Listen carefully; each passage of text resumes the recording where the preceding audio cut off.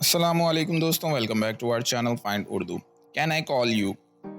Can I call you का मतलब है क्या मैं आपको फ़ोन कर सकता हूँ। ये जुमला आप तब इस्तेमाल करते हैं जब आप किसी से पूछ रहे होते हैं कि क्या आपको उस शख्स को फ़ोन करने की इजाज़त है।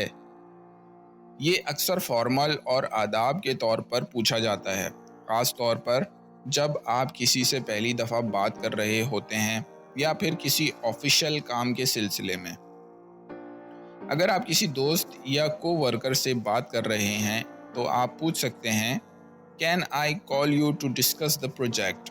क्या मैं आपको प्रोजेक्ट पर बात करने के लिए कॉल कर सकता हूँ।